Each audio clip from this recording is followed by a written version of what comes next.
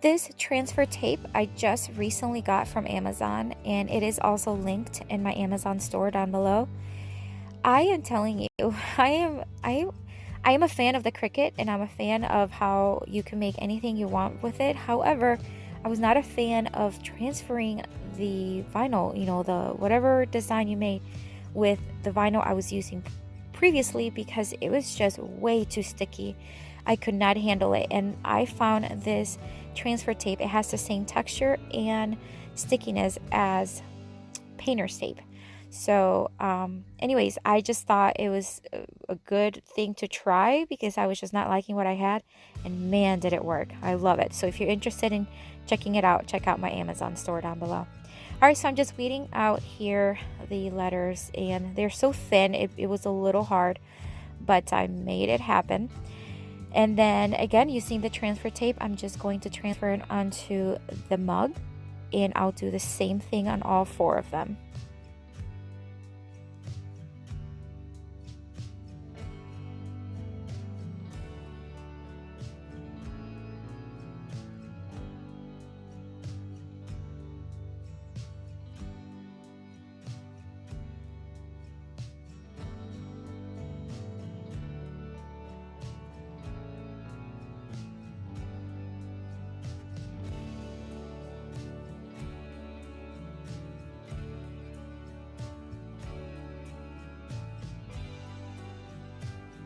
And there's what the mugs look like.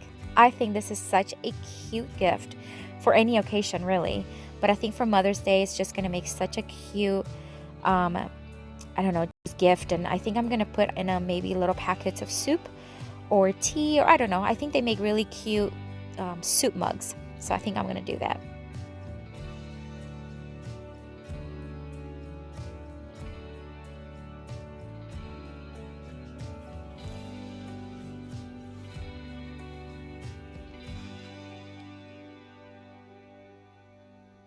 Alright guys, so for my second project, I am going to do some picture frames, and I am using these 4 boards that I had left over. It was actually one board I got for another project, and I had a piece left over. So whatever piece left over I had, I cut it into 4 pieces of equal size. So I'm not sure what size they are.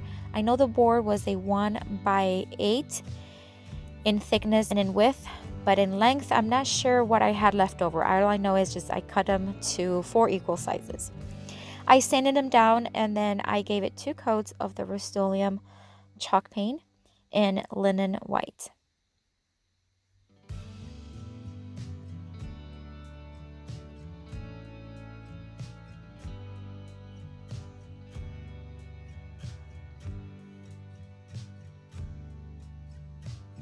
Once they were fully dry, I had my husband print for me 2 pictures of one of my daughter and one of my son, and I had 2 of each because I originally wanted to make 4 frames. And so now I'm just cutting any excess pictures so that I have a little bit on, kind of like a little bit of a frame around it. And I'm looking for about a 1/2 inch of frame around it, but I'm not looking for perfection because I am going to give, it's going to have a kind of like a distressed look. So I'm just looking for it to fit and have a little bit on the sides left. So I'm going to do a picture transfer using Mod Podge. So what I'm going to do is take some Mod Podge and put a hefty amount on the printed side. So on the side where the picture is printed.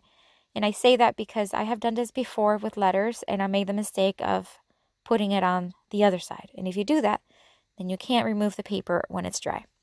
So just a tip, make sure you put the Mod Podge only on the side of the printout. All right, so then I am just going to center it and flatten it and just let it dry completely. And I did that overnight. And I did it on all 4 boards.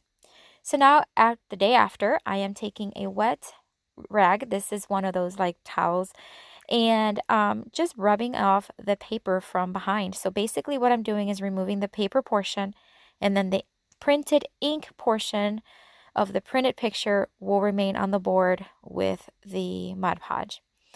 So it's a really cute way of transferring photos into anything really, as long as, it's a surface that would stick to it. And as I mentioned before, I did this with letters, and that was the only time I had done this technique, and I'm doing it now with photos. So I was really excited to get this done. I am getting some chippiness from the ink as well. I'm okay with that because I do want kind of like a distressed look. But if you don't want that and you're going to try this out, just be very, very careful and maybe just do as I'm doing now with the fingers rather than a towel. So I said that because I one thing that I also want to mention is that you want to remove as much of the paper as possible because it will dry white. Um, I had intentionally, or I wanted to make 4 of these, and I ended up having or only using 2 because the other 2 I did not remove the paper good enough, and when it dried, it was way too white. So I could not use them. So thankfully, one of each of the photos, so one of my son and one of my daughters, was good enough that I thought I can use. And so I kept those 2. So this is me just now sealing it with the polyurethane from Varathane in the crystal clear. And then once that was dry, I just did 1 coat just to seal it.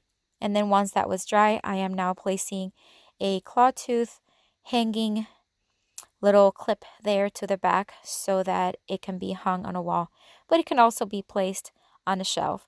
I tried putting it with the little drill, but it was way too strong, and so I had to do it by hand using a screwdriver. And then after that, I was all done. And there you have it. Look how cute. How personalized and just how cute are these pictures, and you can make them any size, really. And I just think it's going to make really cute gifts.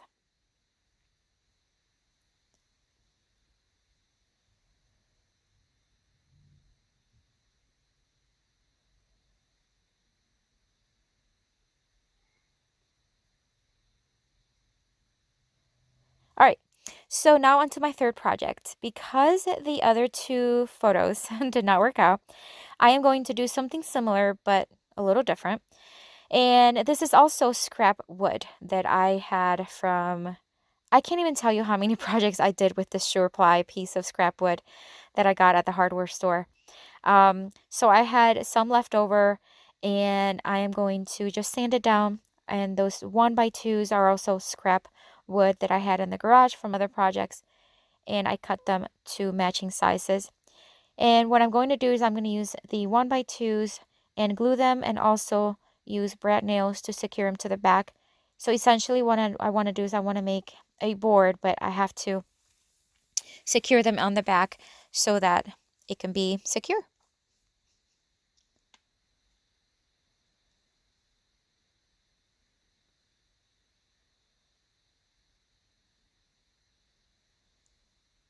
I have this brad nail from Ryobi. It's a cordless and rechargeable battery. I do have it also linked on my Amazon store down below if you want to check it out.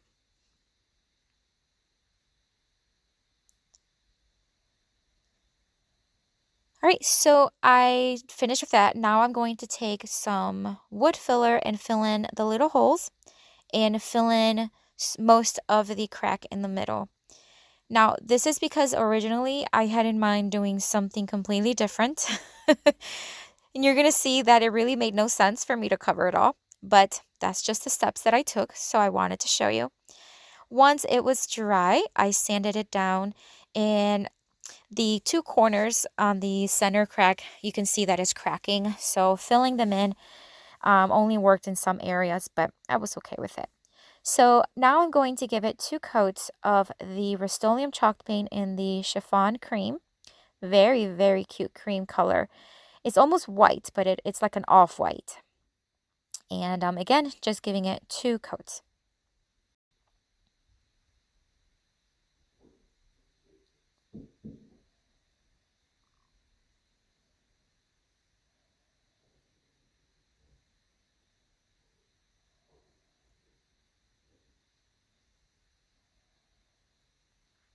All right, so now I'm going to take this piece of fabric. I got this fabric from burlapfabric.com and it will be linked down below. They have beautiful burlap fabric. They have, oh my gosh, so much. Just check them out. They are wonderful. The quality is wonderful. So they sent me this piece of white fabric a few months ago. So I'm just going to cut a piece of it, and it's way too long. I shouldn't have cut this way long piece, but I don't know why I did that. And then I cut a square to kind of match the same square as the panel, but it to be a little smaller so that you can still see the panel on the sides. And then I'm just going to secure it to the board using hot glue. And I actually created two of these boards. These they're going to be essentially picture frames. I created two of them, so you're going to see them at the end. But I'm just going to show you how I made the one because the other one I made the same way.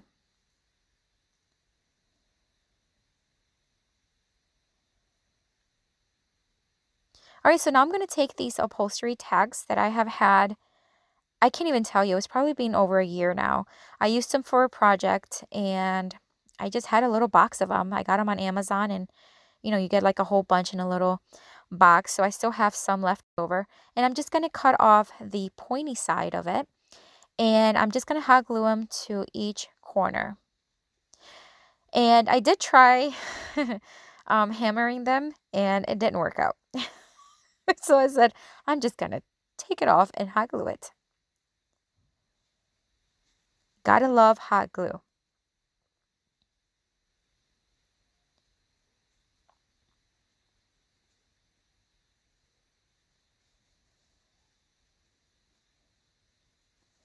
All right, so now I'm taking the same two photos that I had earlier, but now in a smaller size.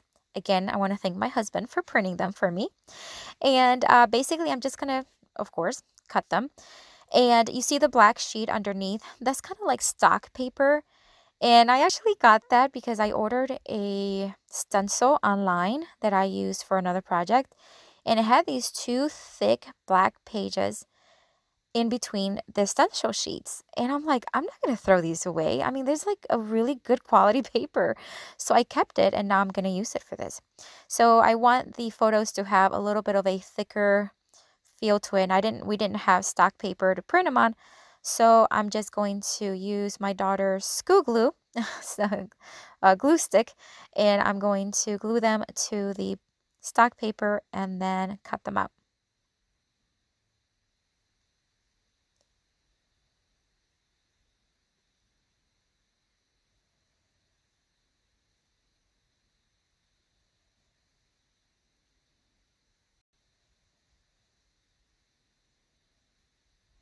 Okay, so now I'm going to just take the photo and hot glue it to the center of the board or the picture frame.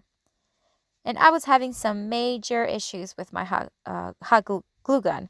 I was not happy with it. I was not sure what was going on.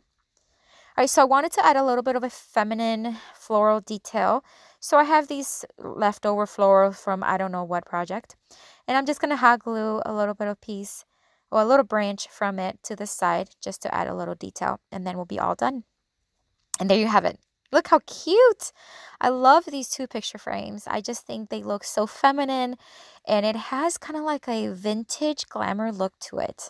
I don't know why I get that feel from it, but really happy and I think they're going to make really cute gifts as well. All right, guys, so this is it for today. I hope it inspires you to create some gifts of your own.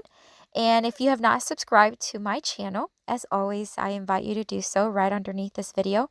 I upload videos every single week, and I'd love for you to be part of our YouTube family. And that's it for today. Thank you for watching, and I hope you have a blessed day.